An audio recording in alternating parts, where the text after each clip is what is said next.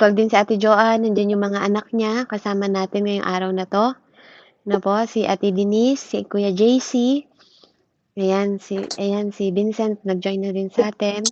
Kaya salamat at naniniwala ako na isang araw hindi niyo man naintindihan ngayon, maiintindihan niyo rin balang araw kung bakit natin 'to ginagawa. Kaya nagpapasalamat ako. So, purihin ang Panginoon, tayo po ay manalangin sandali, Hallelujah. Panginoong Diyos, banal at makapangyarihan sa lahat, muli kaming lumalapit sa iyo, nagpapahugas, nagpapalinis na aming mga kasalanan. Patawarin niyo po kami, Panginoon, sa aming mga nagawang kasalanan. At Lord, patuloy mo kaming i-sanctify, i-purify, Panginoon, ang aming mga puso. Panginoon, Lord, i-transform mo, Ama, ng kalooban na nagmumula sa iyo, O God.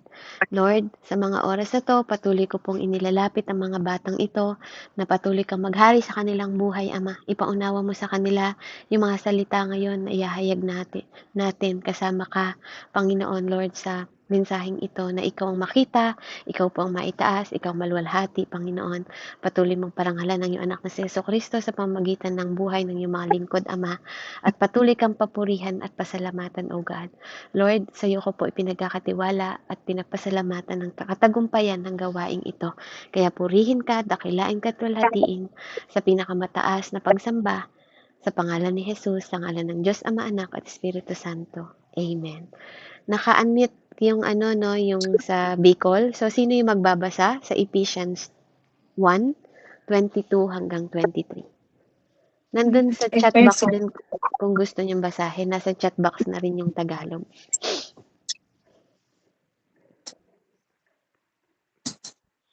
Sa Efeso 1:22 and 23.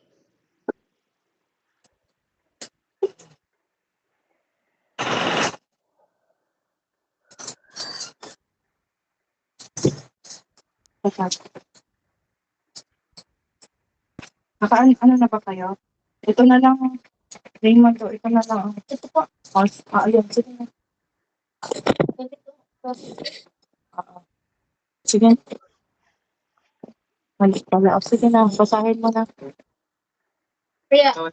Kaya nasa ilalim ng kapangyarihan ni Kristo ang lahat ng espiritu naghahari at namamakala ng espiritu namumuno at may kapangyarihan. Ang titulo niya ay hindi mapapantayan hindi lang sa panahon ito, kundi sa darating pang panahon. Pinailalim ng Diyos kay Kristo ang lahat ng bagay at ginawa sa Pangulo ng lahat para sa ikabubuti ng Iglesia. Na siyang katawan ni Kristo. Ang Iglesia ay ang kabuuan ni Kristo na siyang bumuo sa lahat. Amen po. Amen. So Kuya Raymond, nabasa mo din ang iglesia, sabing gano'n Ibig sabihin ng iglesia na tinatawag, yun yung church, okay? Ang iglesia, diyan sa Tagalog, iglesia ang tawag. Babasahin ko sa English. And God placed all things under his feet and appointed him, Sino daw? Appointed him, si Jesus yon, to be the head over everything for the church, which is the body, verse 23, which is the body and the fullness of Him, which is Jesus Christ, who fills everything in every way. Okay? So, sa binasa mong Tagalog, at kanyang inilagay ang lahat ng mga bagay sa ilalim ng kanyang mga paa. Sino? Si Kristo, si Jesus Christ. At ginawa siyang ulo ng lahat ng mga bagay sa iglesia. Ibig sabihin ng sa iglesia is the church, okay? Na siyang katawan niya, ang kapuspusan niya at pumupuspos sa lahat. Okay? So, malinaw dito ang pag-uusapan natin. Ang title ng pag-uusapan natin, maikli lang to makinig ulit kayo kung sino makakasagot, kung sino mag-share, pagpapalain. Okay? So, sabi dito, i-mute nyo muna po yun. Paki-mute mo muna yung mic ninyo para malinaw tayo, para hindi ako ma-distract. So, dito, sinasabi dito, ang title na ating pag-aaralan is Church is the body of Christ. Okay? Church is the body of Christ. Ibig sabihin, ang church daw ay body ni Kristo. No? Siya ay katawan ni Kristo. Okay? So, ibig sabihin, ikinukumpara ang church sa katawan. Kapag sinabing katawan, yung katawan may ulo, tama? Yung katawan may mata, may ilong, may kamay, no? Sa talinghaga, doon tayo kinumpara ng Panginoon. Tayo daw ay katawan ni Kristo. So, ang church, hindi yung simbahan, no? Hindi siya dinescribe sa simbahan, hindi siya dinescribe, 'di ba, sa kung ano-anong lugar, no? Kailangan yung maintindihan na ang church na sinasabi dito ay ang katawan. No po, ikaw 'yon. Ikaw ang katawan, okay? So, sabi dito, sa Bible, sinasabi din, maraming bahagi ng Bible, sinabi na ang church daw, no, ay family of God. Dinescribe siya as pamilya. Gusto tayong maging pamilya ni Jesus. Sinabi din na sa Bible na ang church, 'di ba? Ang church daw is under the headship of Christ. No? Nasa under siya ng kapangyarihan ni Kristo. Kasi si Kristo daw ang ulo, 'di ba? Siya ang head, siya ang ulo ng simbahan. No, hindi tao ulo ng simbahan. So ang pinag-uusapan natin dito, common sense, no? Common sense ang pinag-uusapan natin. Hindi porke sinabing katawan, 'di ba? Katawan na, 'di ba? Kailangan yung maunawaan na may mga bagay sa Bible na sinasabi na nasa talinhaga, no? Ginagamit siya sa kwento pero hindi talaga yun. Kailangan nyo ng mind, ng talino, ng unawa at ng wisdom ng Panginoon para maintindihan nyo yung pinapaunawa ng Diyos bilang mga kabataan. So ang church ngayon ay pinag-usapan natin, it is the body of Christ, no? Siya ang katawan ni Kristo. So ang unang point natin, no, si Kristo, si Jesus Christ ang supreme, no, ang pinakamataas na authority ng church, no? Si Kristo, si Jesus ang pinakamataas na authority, no, ng church. So si God ang authority, 'di ba? Hindi si pastor, hindi si leader, hindi si mentor. Ang pinaka-authority ng isang church ay si Christ. Kaya nga, di ba, natatandaan nyo ba kung ano yung unang utos ng Panginoon? Sinabi ko sa inyo noon, nung unang-una pa lang tayo, last year pa, no? This is the second year na tayo. Anong unang utos ng Diyos? Sinong sasagot? Anong unang utos at pangalawang utos ng Panginoon? Yung pinakamahalaga. Yung pinakamahalaga na utos ng Panginoong Diyos. Sino makakasagot? Mag-unmute kayo. Sino ang nakakaalam ng pinakamalahagang utos ng Diyos, yung ginawa na lang siyang dalawa?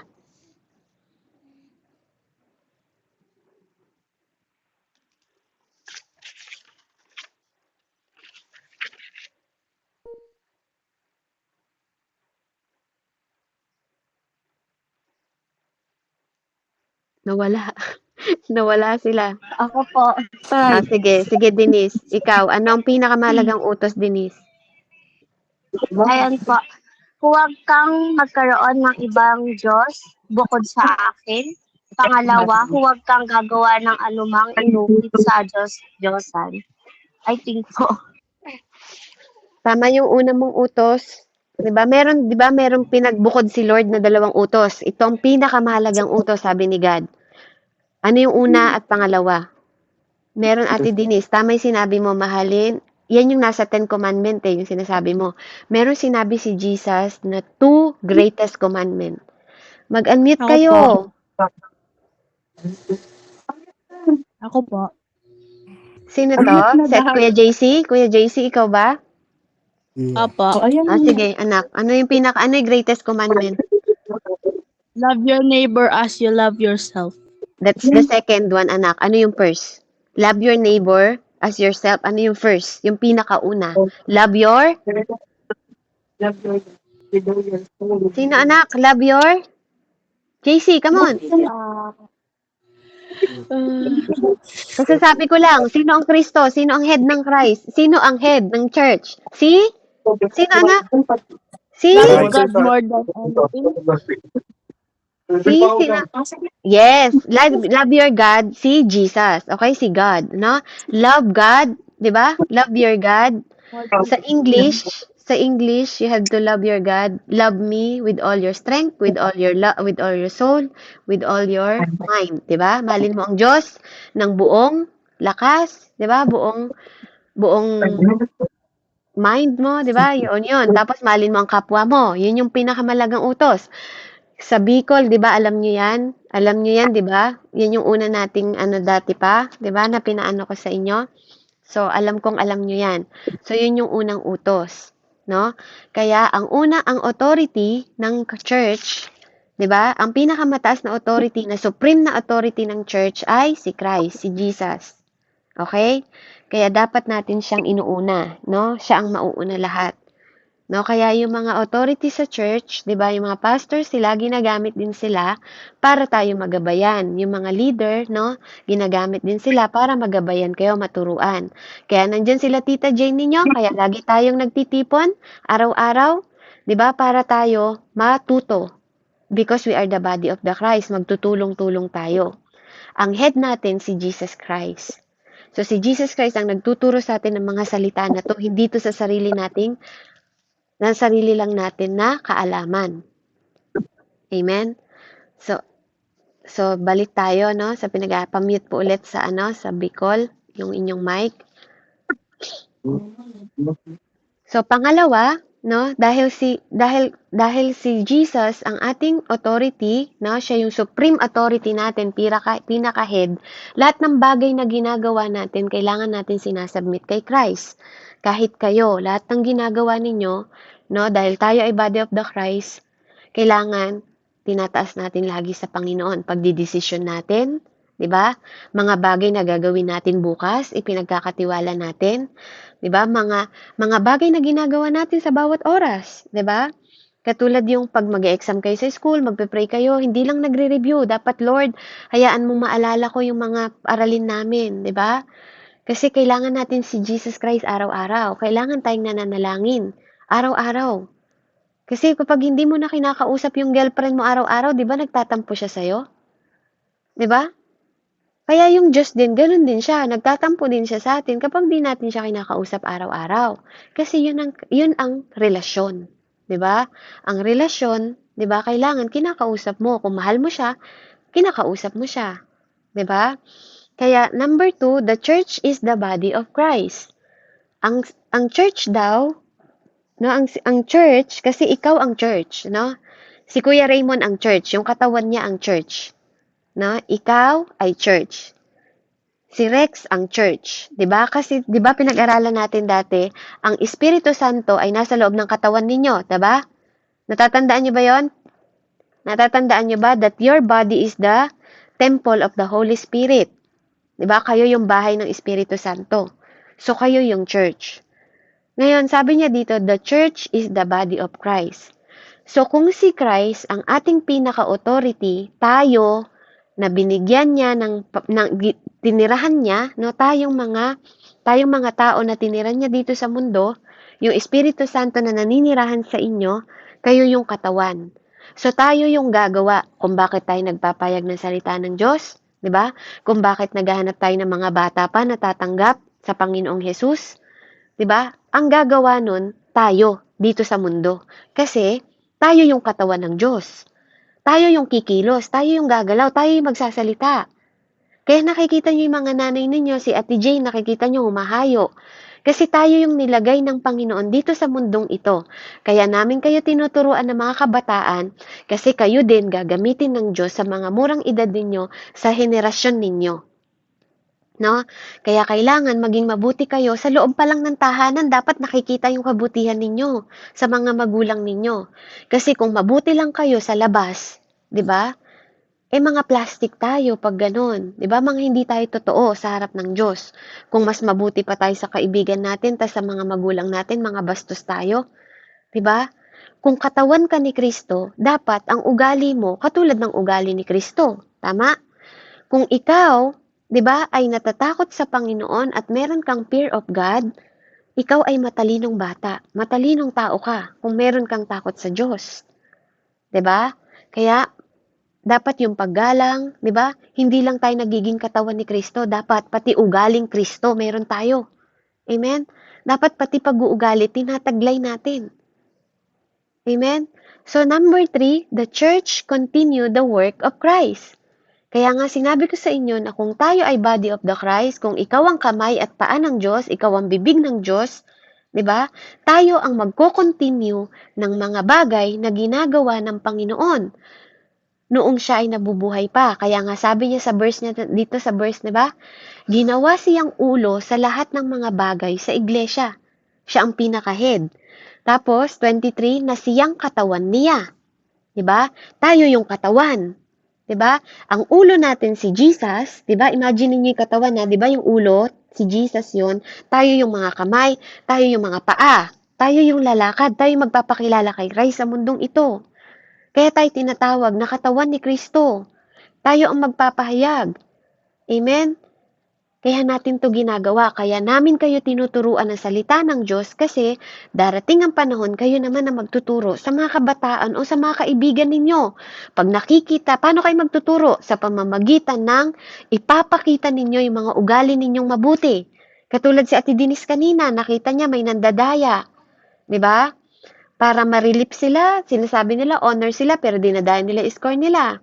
'Di ba? Ano daw sabi niya? Nakikita mo na ngayon kung paano mangusap ang Panginoon sa pamamagitan ng cellphone mo. Be honest.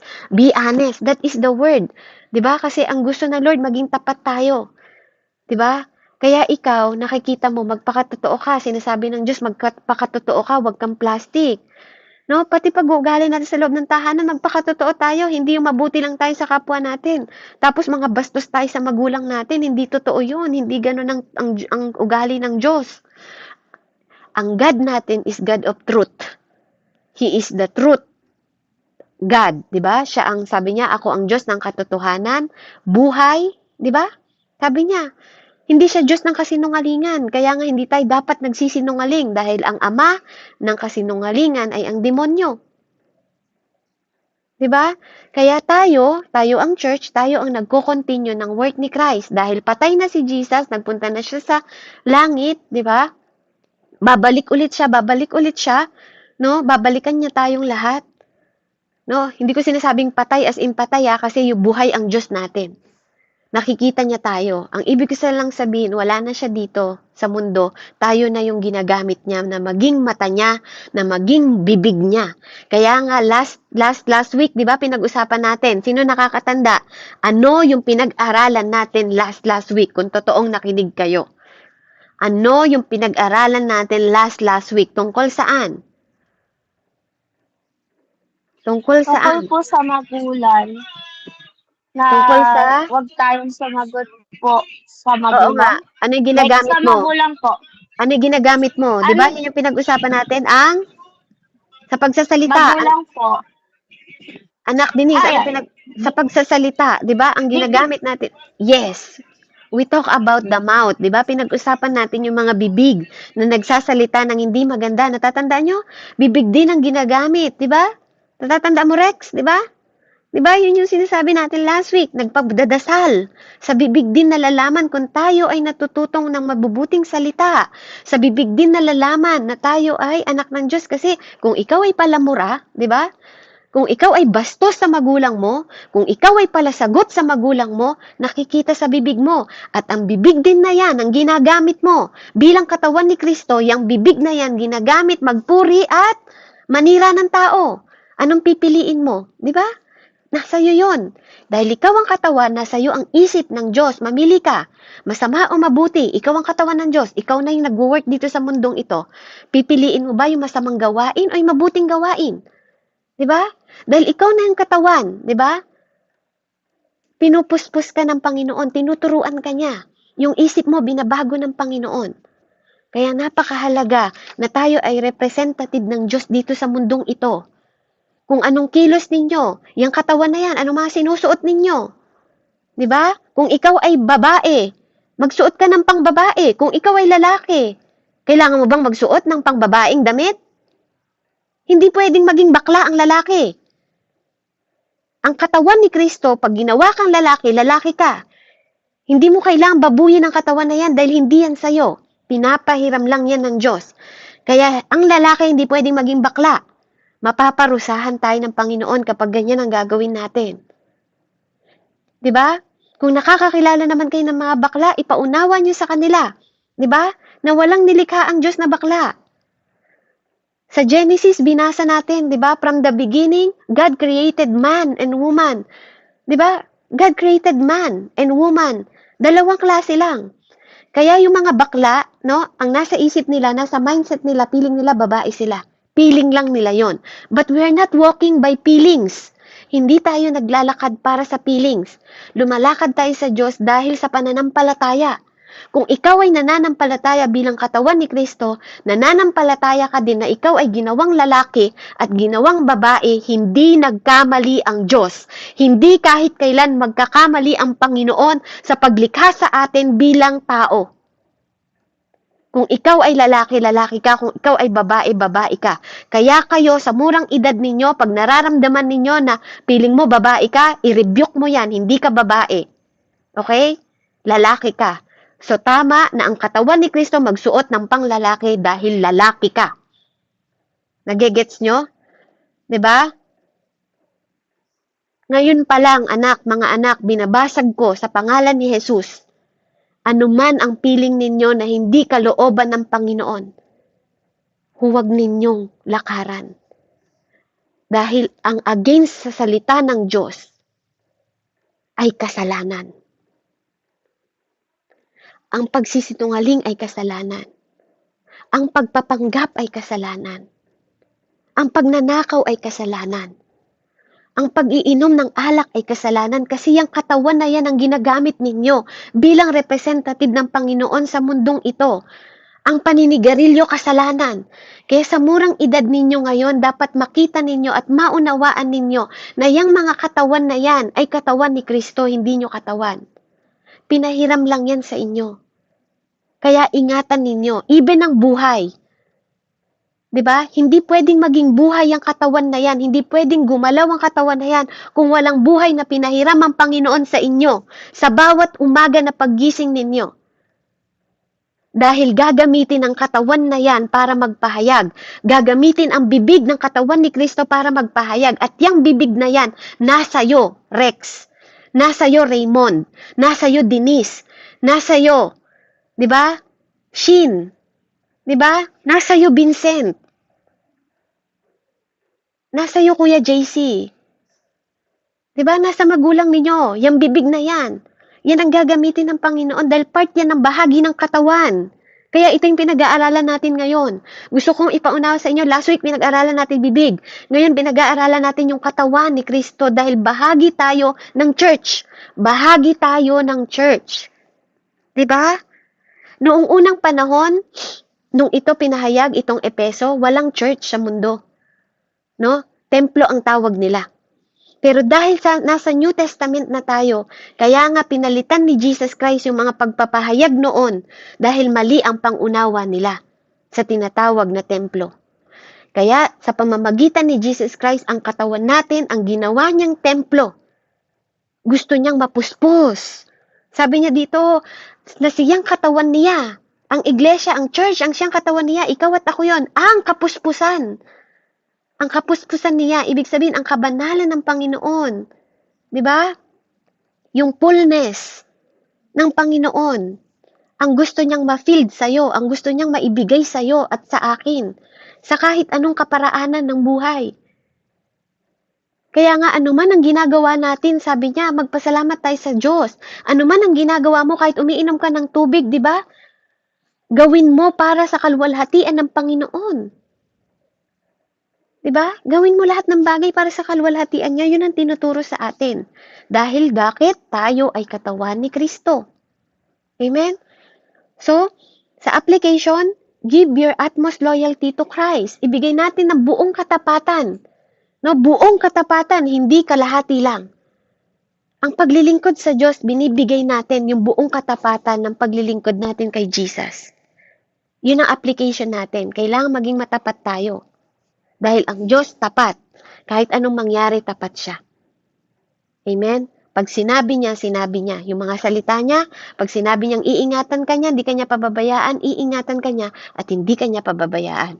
Pangalawang application natin, magtiwala daw tayo kay Jesus. Bakit? Kasi nagmamalasakit si Jesus sa church niya kasi ito yung kanyang katawan. Di ba? Kailangan nating magtiwala ng buong puso sa ating Panginoon. Di ba? Kaya ngayon ang unang utos, magtiwala, magmahal tayo sa Kanya.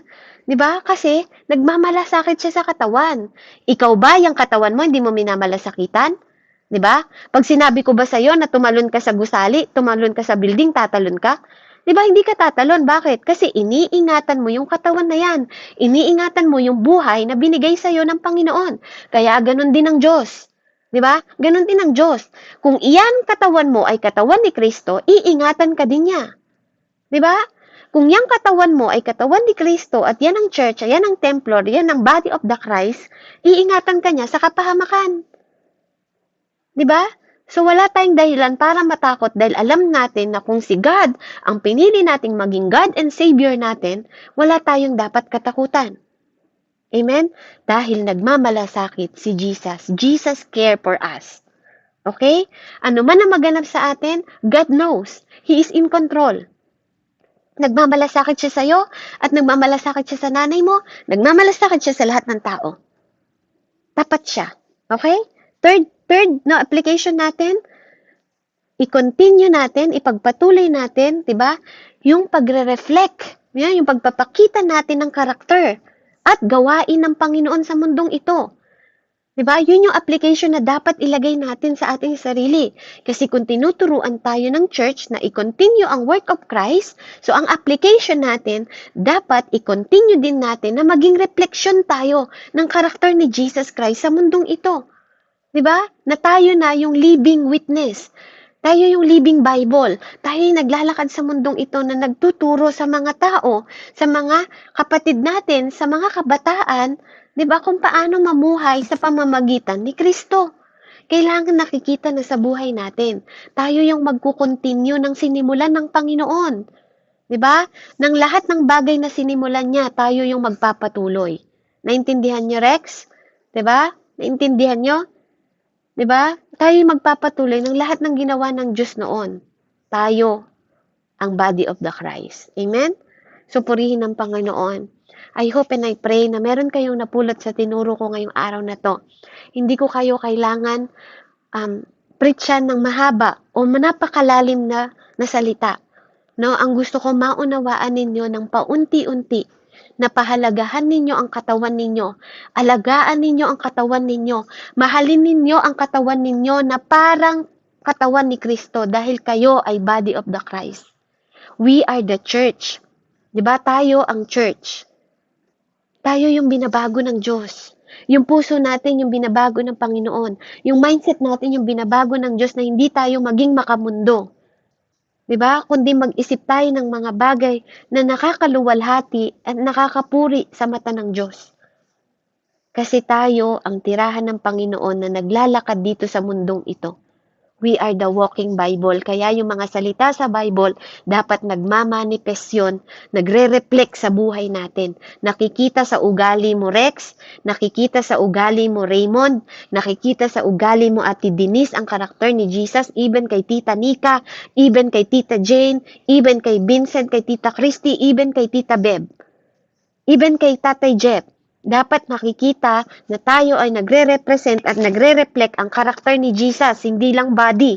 Hindi mo lang pinapahalagahan yung katawan mo. Dapat pati pag-uugali na nakikita ng mga tao sa atin, nagre-reflect, nagiging isa.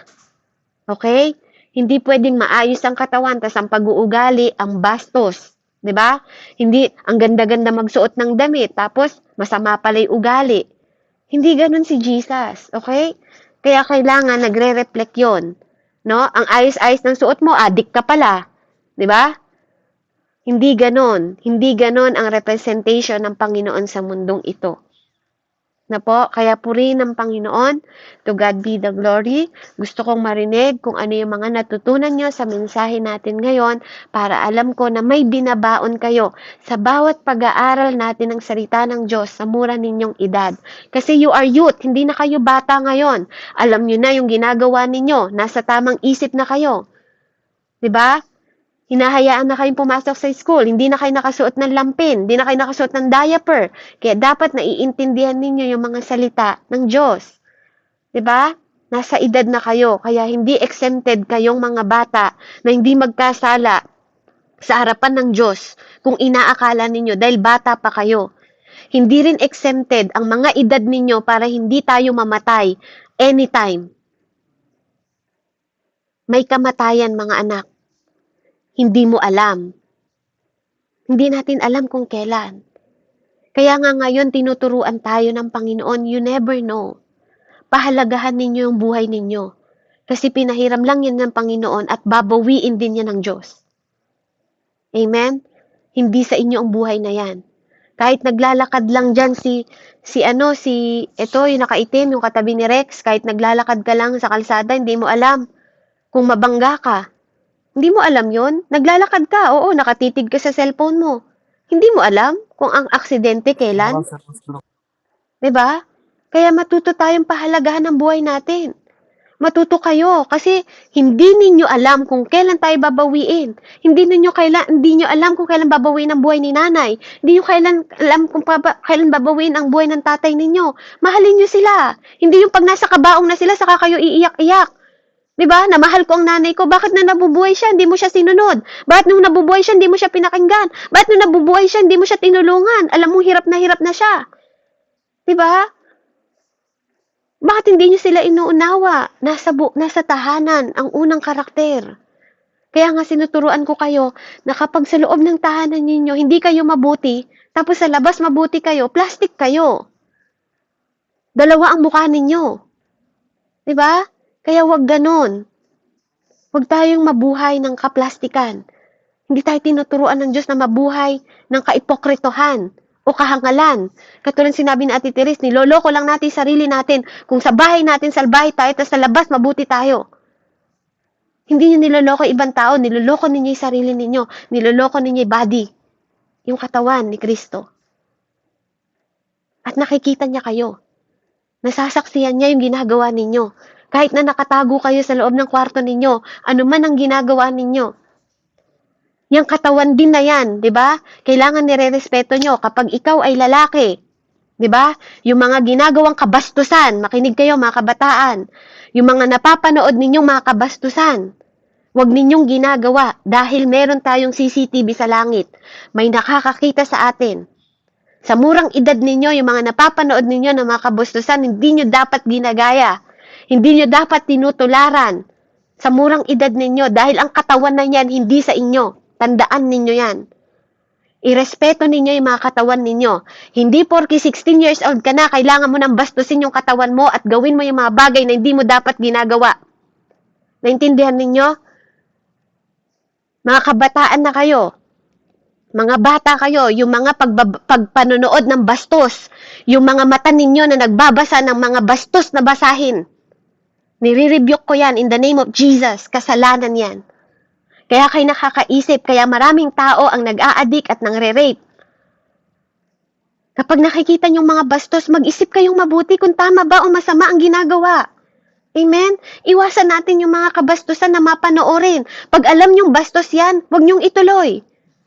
Kaya mo nababastos yung katawan mo, pati tuloy mga sensitibong mga parte ng katawan niyo, ginagalaw nyo na, kahit sa murang edad ninyo. Bakit? Dahil nagbabasa kayo, dahil nanonood kayo ng mga ganyan.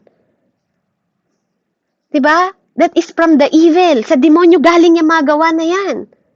Hindi yan gawa ng Diyos. Kaya huwag nyong bastusin yung katawan ninyo. Naintindihan ninyo? Ito ay mga paalala sa inyo bilang mga kabataan na mabuhay kayo ng mabuti, mabuhay kayo ng tama, mabuhay kayo ng may respeto, mabuhay kayo ng may ugaling mabuti katulad ng Panginoon. Kasi hindi natin alam kung kailan darating ang Diyos. Hindi rin natin alam kung kailan tayo babawian. Kaya sa pag-uugali pa lang natin, umakto tayo na tayo ay anak ng Diyos. Walang anak ng Diyos na sa taliwas ang ugali. Amen? Kaya namin pinagtitiisan na turuan kayo. Yung mga magulang nyo din. Pag naririnig ninyo na hindi na tama yung sinasabi nila, paalalahanan nyo sila. Kahit magulang sila. Kailangan ng paalala, yung mga leader, kahit kami, leader, kailangan din namin ng paalala. 'Di ba? Kailangan namin ng paalala. Dahil ang gamot ng nakakalimot, paalala. Pag nakikita nyo na, naririnig nyo ninyo yung mga nanay nyo na nagsasalita o nagmumura, bawalin ninyo. I-rebuke ninyo yung mga nanay ninyo. Mama, nakikinig ako sa sinasabi mo. Papa, nakikinig ako sa sinasabi mo, pero hindi mo na kailangan murahin ako. Di ba? Mama, Papa, nakikinig ako sa mga paalala mo, pero hindi mo na kailangan na magsalita ng di maganda sa akin. Di ba? Kasi ang pagmumura, hindi yan galing. Turuan nyo din mga magulang ninyo kung palamura ang bibig nila. Di ba? Kayong magpaalala. Minsan ang mga anak, ginagamit din ang bibig ninyo. Hindi dahil bata kayo. Si Jeremiah, bata din siya. Pero ginamit siya ng Panginoon. Naging propeta pa nga si Jeremiah. Kaya nga kayong mga bata, kahit hindi ko kayo tinuturuan, pag Sabado, magbasa kayo ng Bible ninyo. Bicol, may mga kanya-kanya kayong Bible. Magbasa kayo. Hindi nyo dapat inaantay na kailangan Bible study bago magbasa. Araw-araw. Ang assignment ko sa inyo right now, basahin ninyo ang John. Gusto ko mabasa ninyo ang Book of John. Okay? Araw-araw. Chapter 1, Chapter 2, Chapter 3. Basahin ninyo. Yun ang assignment ninyo. Gusto ko na mabasa ninyo. Huwag kayong tumutulad sa mga nanay ninyong tamad. Tamad magbasa ng Bible, puro na lang hanap buhay. Puro na lang trabaho.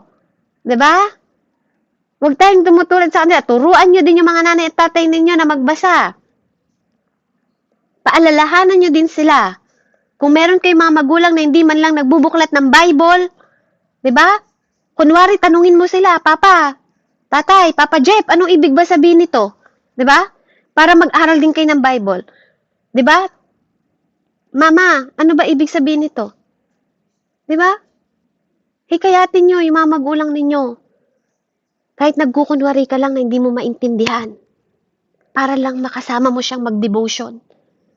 Para lang mag-aral kayo ng Bible. Kasi ang transformation ng isang tao, hindi sa motivation, hindi sa magagandang salita, kundi nasa Word of God. Magbabago ang isang tao dahil sa pakikinig ng pakikinig. Doon ang gagaling ang pananampalataya.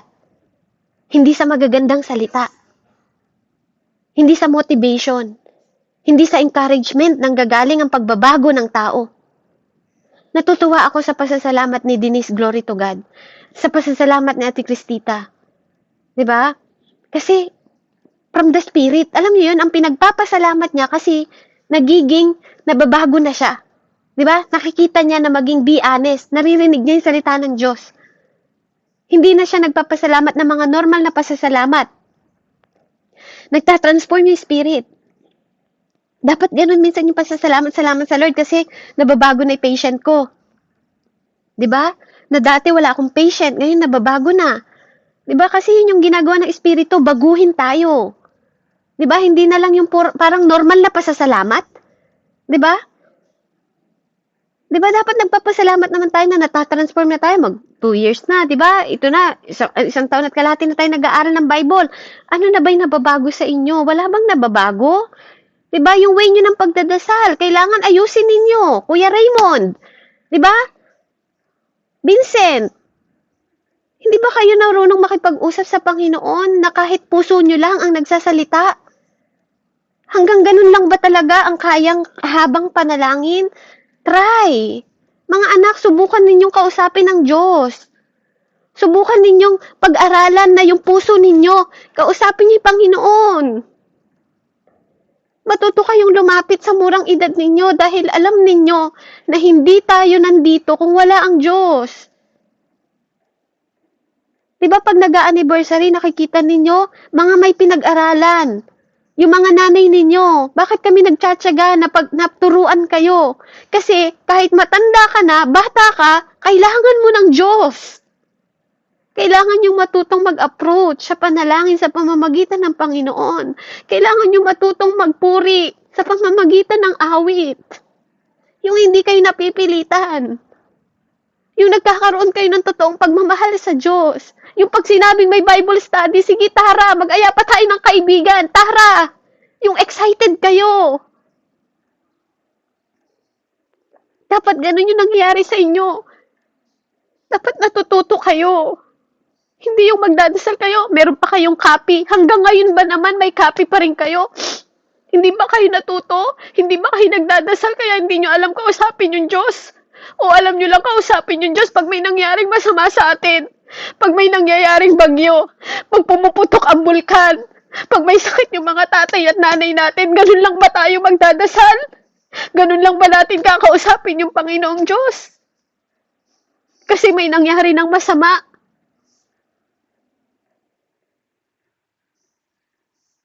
Matuto tayo makipag-usap ng totoo.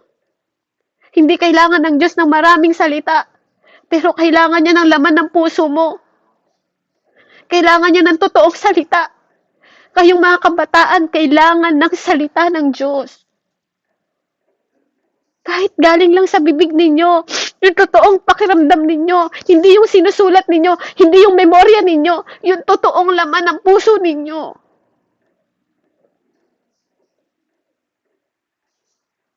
Kaya kami nandito. Kasi isa din kami sa dumadalangin na mabago kayo. Isa din kami sa dumadalangin na bilang mga anak, mapasunod namin kayo. Na magbago yung mga ugali ninyo. Dahil kayo bilang mga anak namin, salamin namin kayo. Pag bastos kayo sa labas, ang tingin nila sa aming mga magulang, bastos kami. Hindi namin kayo tinuturuan. Kaya nandito kami. Si Tita Beb nandito kahit puyat. Titiisin ko yun. Kasi gusto ko na matuto kayo. Gusto ko yung buto na tinanim ng Panginoon sa inyo, na tinanggap ninyo, na si Jesus Christ ang Savior ninyo, madiligan, lumago, magkabunga. Kaya ako nagtitiis. Dahil alam ko na yung pagtitiis na yun balang araw, makikita ko si Kuya Vincent matagumpay. Graduate. May takot sa Diyos. Hawak niya yung mga kabataan. One day makikita ko si Denise. Isang matagumpay na teacher. Diba? May takot sa Diyos. Yung mga estudyante niya, tinuturuan niya na mabuti. One day makikita ko si Kuya JC. Matagumpay. Diba? Isang arkitekto. Diba? Na yung mga kanyan mga tauhan, tinuturuan niya din na magkaroon ng takot sa Diyos. Yun yung mahalaga. Kami mga magulang, nangangarap din kami na makita kayo one day, isang araw, na maayos sa mga buhay ninyo. Kasi hindi kami habang buhay nandito katabi ninyo. Hindi habang buhay may nanay na magbubunga nga sa inyo. Hindi habang buhay may nanay na magpapaalala sa inyo. Hindi habang buhay may Tita Beb na nandito. Kaya kailangan nyo maging malakas. Kailangan nyo maging mabunga. Kailangan ng generation ng kabataan na may tumayong leader at maging katawan ng body ni Christ. Kaya kami nagtitiis. Para sa Diyos. Dahil alam namin na mas mahal kayo ng Diyos kaysa sa pagmamahal na meron kami.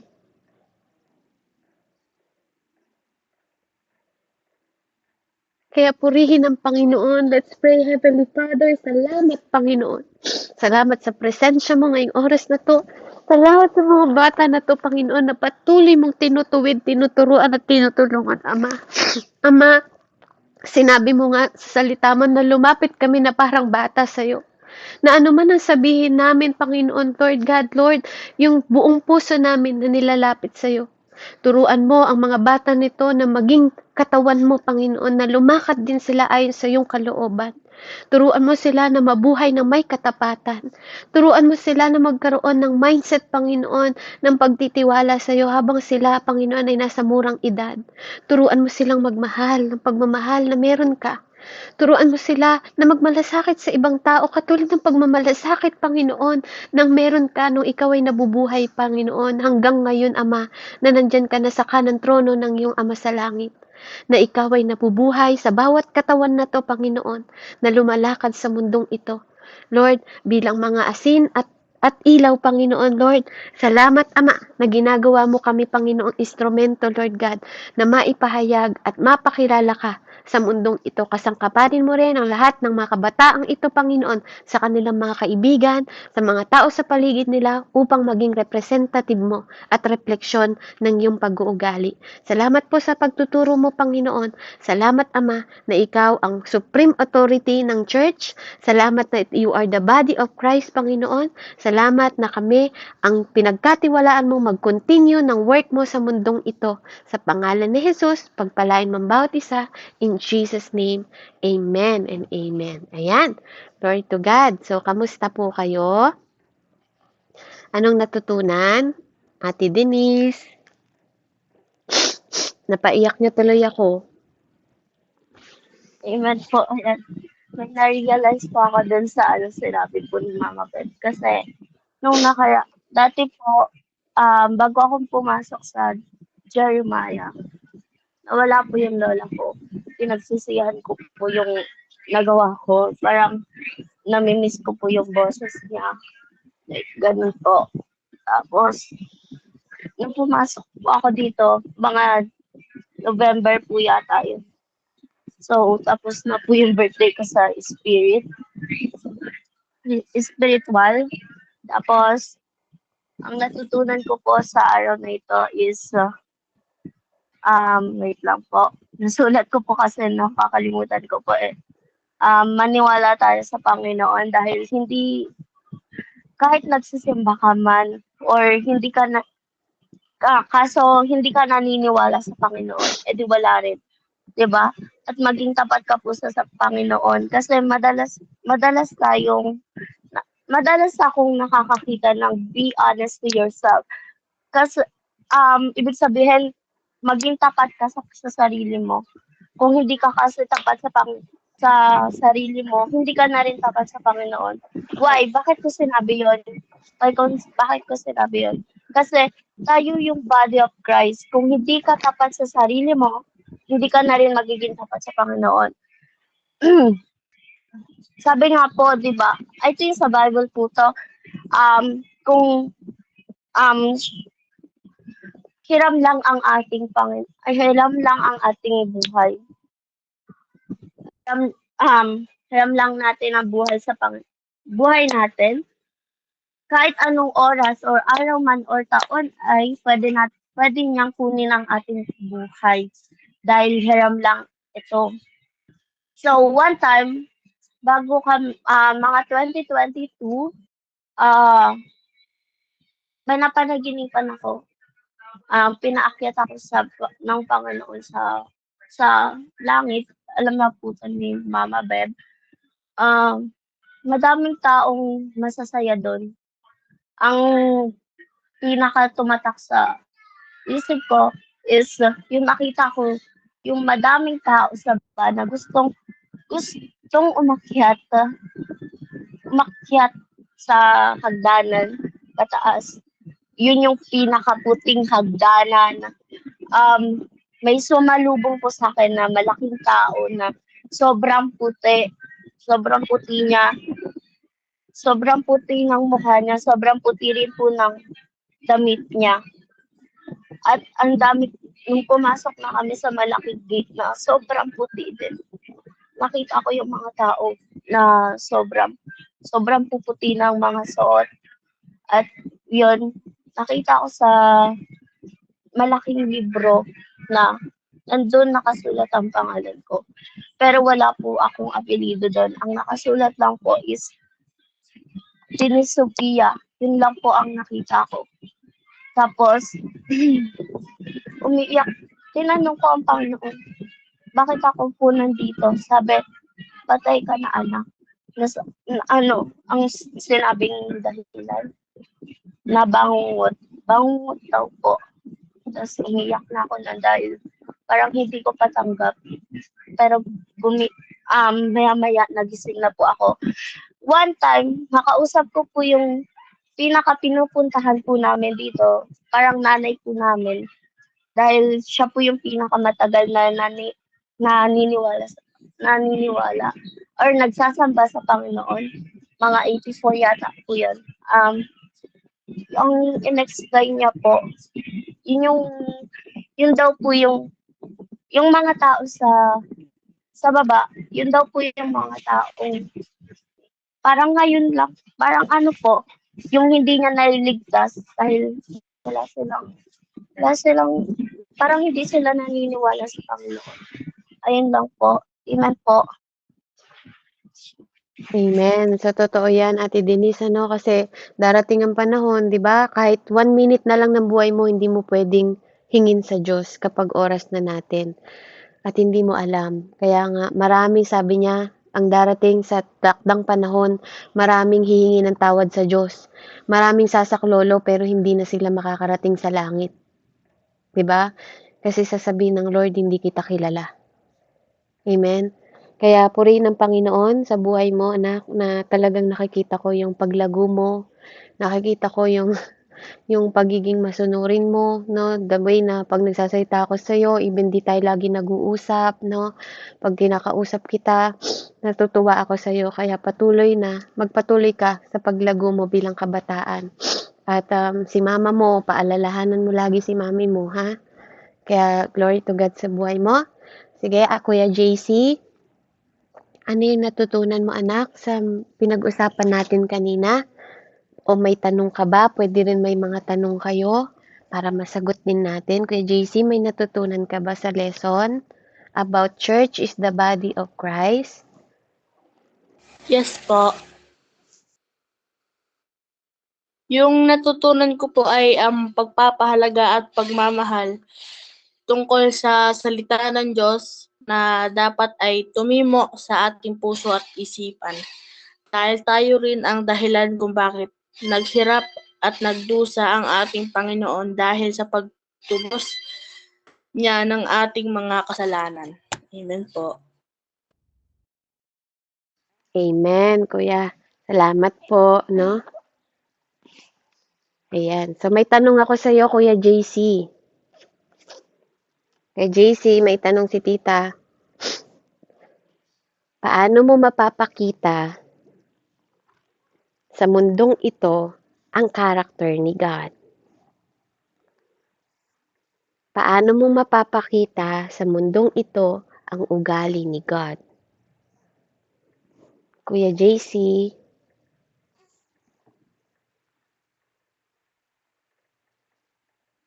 Ang pagmamahal niya po sa atin ay walang hanggan po. Amen! Wow! That is the first. Pinakamahalaga yon, no? Pagmamahal ng Diyos. No? Kasi ang pagmamahal ng Diyos, totoong yun ang pinakamahalaga, anak. Conquer everything, sabi nga. Glory to God. Salamat. Okay, so dako naman tayo kay Kuya Vincent. Kuya Vincent, ano natutunan mo? Po, Ano natutunan dun sa pinag-aralan natin? ingatan natin po yung katawan natin, tapos yung buhay. Dahil hindi naman po sa atin ito. Palagaan po natin yung buhay natin. Ayun lang po. Amen. So may tanong ako, Kuya Vincent, no? Wala Sa paanong paraan mo maipapakita na nagtitiwala ka sa Diyos bilang kabataan? Kahit anong sagot mo, ikaw lang sa mindset mo. Sa paanong paraan mo maipapakita na nagtitiwala ka sa Diyos? Pag Ikaw, sa pamumuhay mo ngayon, paano mong pinapakita na nagtitiwala ka? titiwala po ako kasi lagi po kami nakakaubos sa tindahan. Amen. Praise God. So, sige, okay yan. Maano yan sa provision ng Panginoon, no? Na hindi pinapabayaan yung pamilya mo ng Panginoon. So, glory to God. Okay, punta tayo kay Kuya Raymond. Salamat, Kuya Vincent. Kuya Raymond,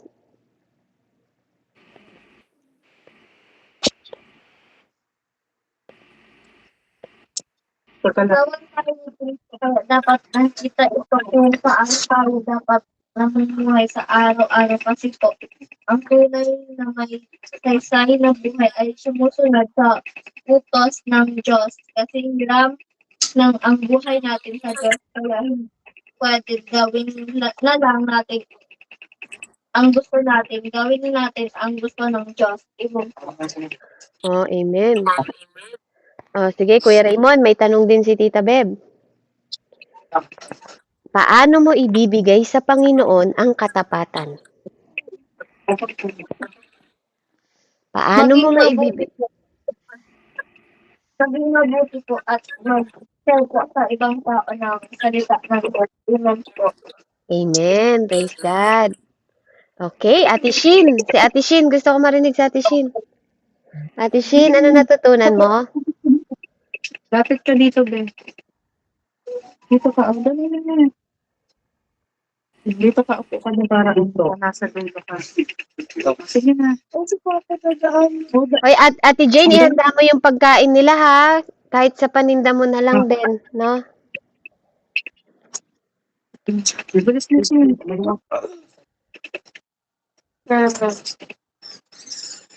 Sige na. Mag-ano ka. Insight ka na. Natutunan mo. Dali na, Ben. Huwag kang tumingin sa kanila para hindi ka mahiya. Bilis na. Ang natutunan ko po ay mahalaga po tayo po. Laksan mo. Dali na, Ben. Huwag ka na mahiya. Huwag kang Hindi ko titingin sa narinig, kanila. Ate Shin, hindi ko narinig. Mahalaga na ano? Bilis na.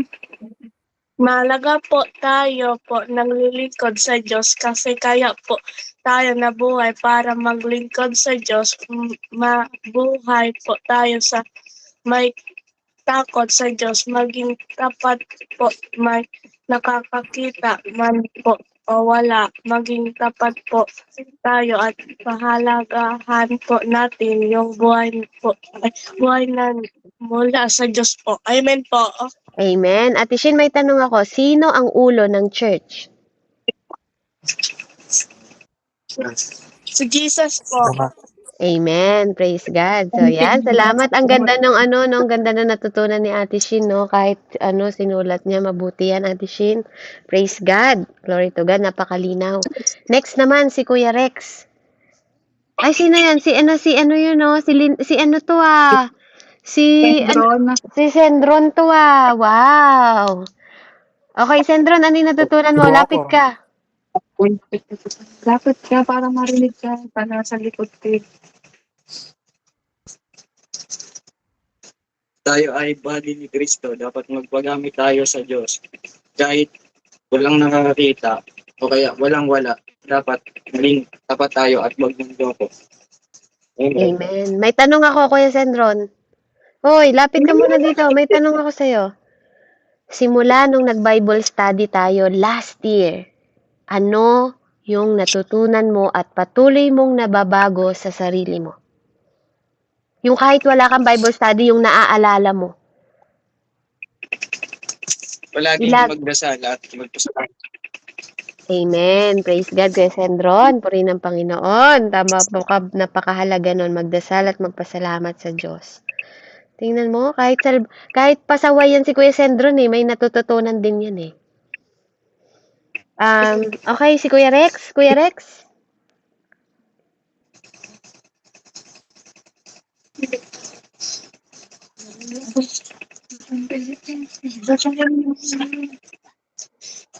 Dapat maunawaan natin na hindi natin pag-aari ang buhay na ito, na pwede na lang natin gawin basta ang gusto natin.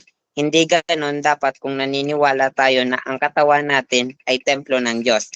Ang Diyos ang masusunod sa buhay natin. Gawin natin ang lahat ng maganda pero para sa Diyos. Buong katapatan na walang pandaraya. Amen po. Amen. Praise the Lord. Napakaganda naman, ano? Ang gagaling. Salamat sa Diyos. Salamat sa Panginoon, ano? Sa mga natutunan ninyo. So, purihin ng Panginoon. Nakakatuwa, nakaka-bless, no? Amen. Glory to God.